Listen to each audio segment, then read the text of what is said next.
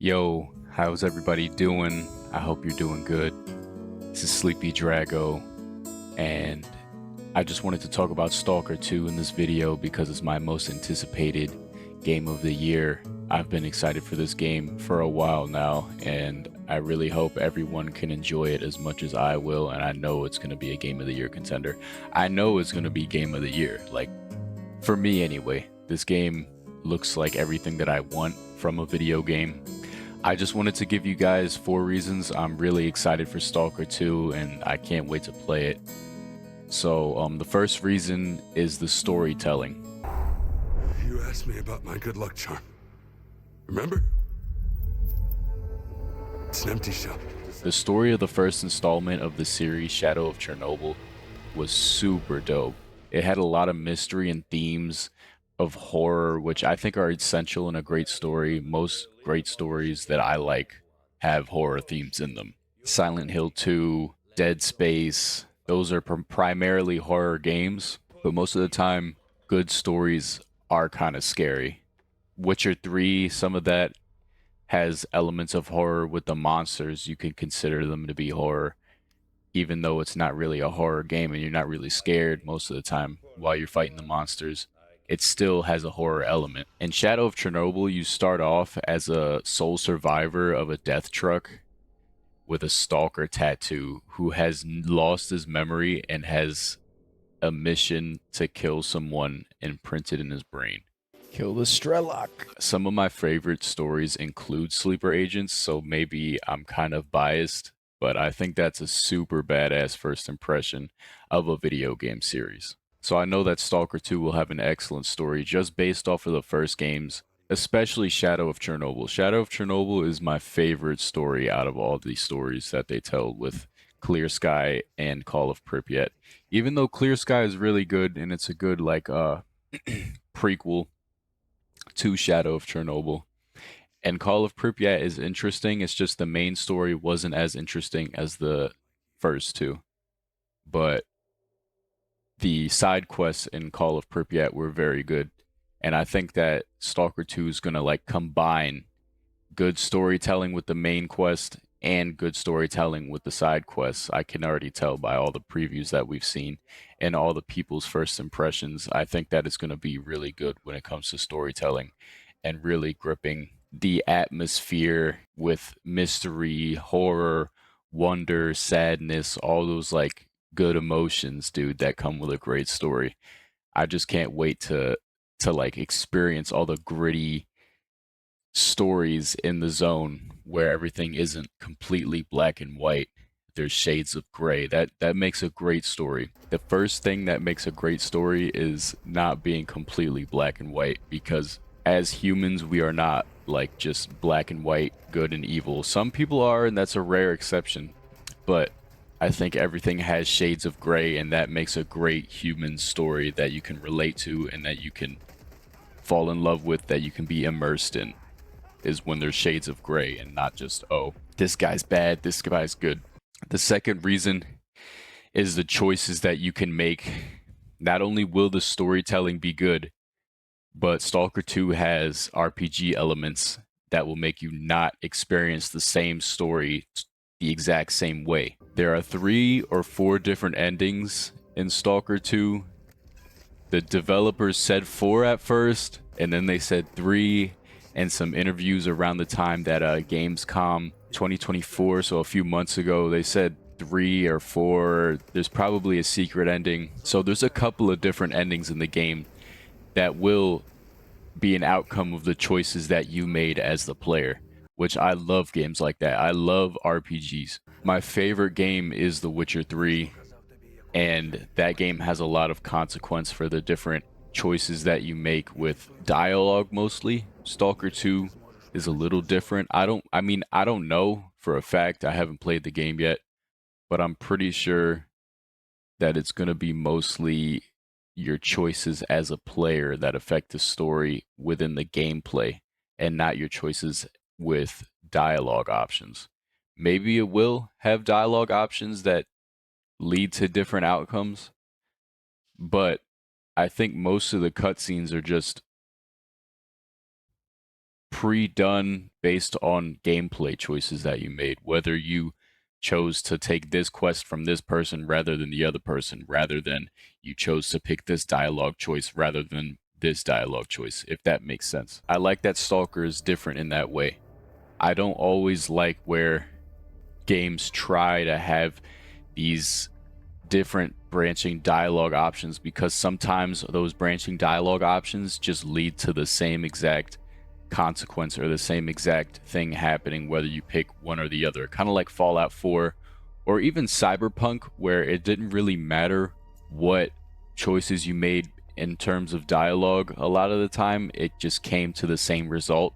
In Stalker 2, it's a little different, as far as I can tell from the different trailers and information that we've been given. I think this kind of RPG choice system really increases the replayability even more than a dialogue branching choice system that affects your gameplay, because when you're playing the game and you kill a certain NPC, maybe that was a friend of the NPC that you took a quest from, and then you fail that quest or something like that, like, and then you go through with whatever happens with your choice. I think that's more interesting than, oh, I chose to say that this guy's an asshole versus, oh, you're a nice guy in a dialogue branch. You know what I'm saying?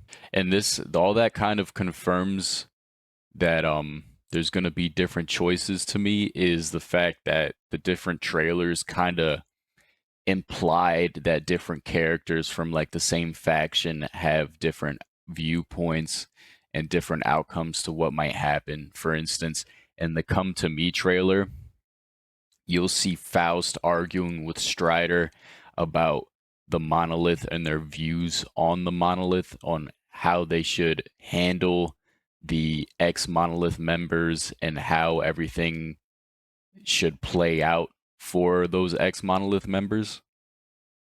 And in the Strider trailer, you can kind of see that it's implied that you, the main character, started back up something with like the Brain Scorcher or something like that, and Strider doesn't really seem too happy about it.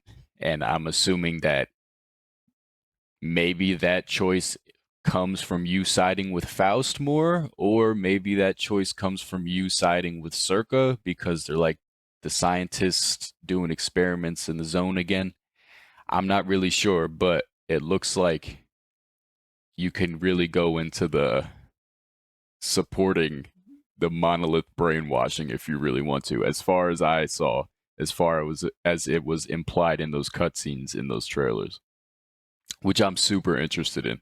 I want to side with Strider because he's a badass, and I want to side with the brainwashing stuff because I don't know. I think it's not like cool on like a nice like, oh, this is cool for humanity level. It's cool, and this is like fucked up. You know what I'm saying? Like, I want to see what happens with that. And I think that's what really makes me excited for Stalker, because I'm genuinely interested in each and every branching choice that is made. Like Witcher 3, usually whenever I play through it, it's usually the same exact choices that I make and I get the same outcomes, because I'm not really interested in being uh a bad guy. In Stalker, it seems like there's more grays, like I said earlier. The third reason is the atmosphere. The Stalker trilogy is oozing with goopy, creamy atmosphere, okay? The atmosphere is just, it's just thick. They're the only games that I've legitimately been jump scared when being shot at. It's ridiculous. I've never been jump scared by an enemy NPC shooting at me before until I've played Stalker.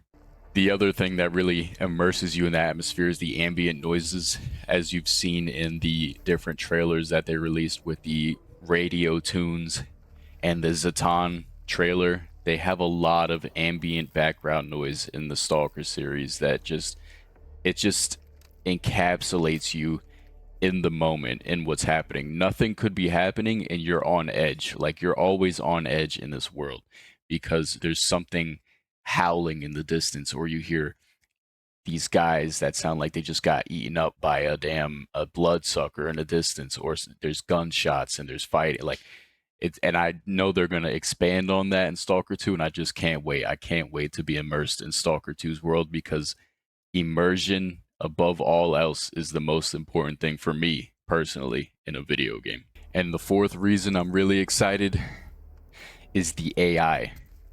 So Stalker has a unique AI system called A-Life, and A-Life is a simulation of what like a human would do in the NPC's shoes, if that makes sense.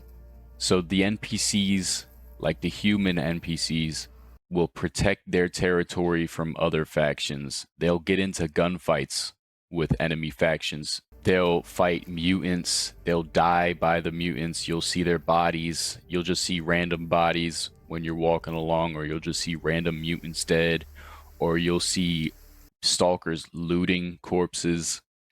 And this is all going to be expanded on in Stalker 2, because they have a system called A-Life 2.0 that they haven't really given that many details on.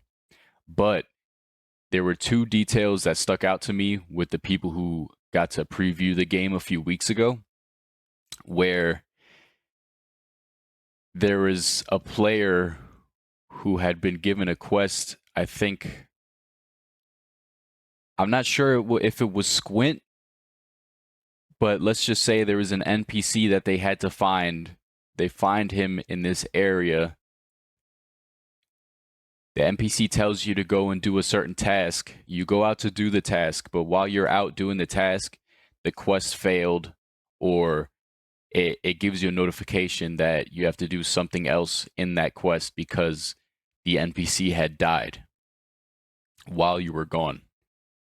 And when the player that this happened to asked the developers, what was that, a bug or something like that, they didn't say it was a bug. It's just, that's just the way it is in the zone. Like, that's just the way these games are. So if you have side quests and you have a quest giver that's like actively moving around the map and isn't like a trader or like a technician, they can die. Like, the game, that's just the way Stalker is. Like, these quest givers, you can fail a quest just because they can die, which that might be annoying to some people.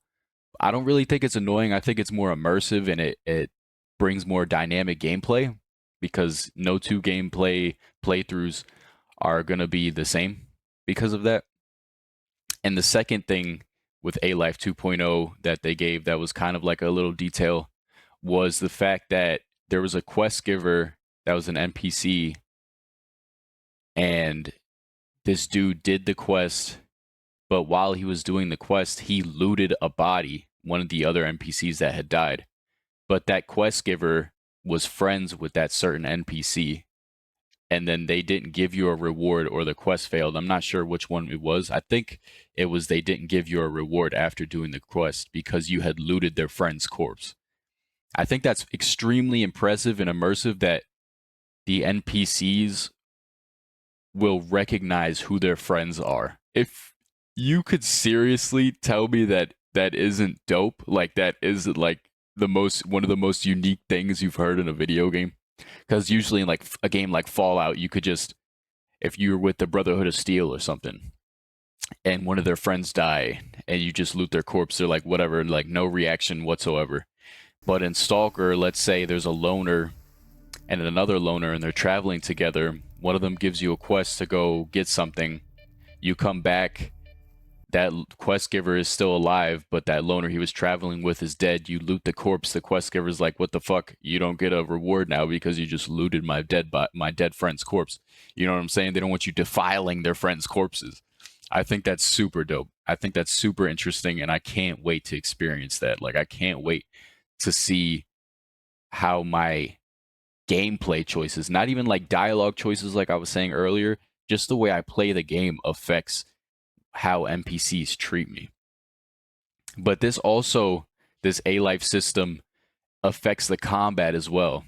If you've played a game like Fear, where the enemy AI is like giving call outs and they're actually smart, they try to flank you and they try to take cover, they don't just stand up and let you shoot at them. Stalker is very similar in that way. The enemy AI will try to flank you. The mutants will try to flank you if they see like possible. The mutants have different move sets that will fuck you up. The enemy AI will give call outs where they're going to throw a grenade at you. They'll give call outs that they're going to try to flank you to their allies. I think that's this game is just going to be so great. Like I can't like just thinking about it now, it's so hard to it's 9 days away, but I'm struggling here trying to wait for it, dude. But yeah, that system is just so dope, man. Like I think that's one of the most arguably it's one of the most unique parts of Stalker is the AI system because it's legitimately interesting to play against and to witness. But if you were just as excited as me for Stalker 2, please like, comment, and subscribe.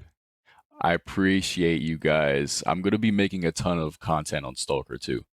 So subscribe if you're looking forward to that. I'm going to be making my first impressions, tips and tricks, secrets. I'm going to do some lore videos possibly. I'm not too good when it comes to making lore videos and stuff like that, but I want to get into it, especially Stalker 2 because I'm really like I already love this game and it hasn't even come out, bro. Like all I've seen are trailers. So please have a good day, stay safe, and I'll see you in the zone.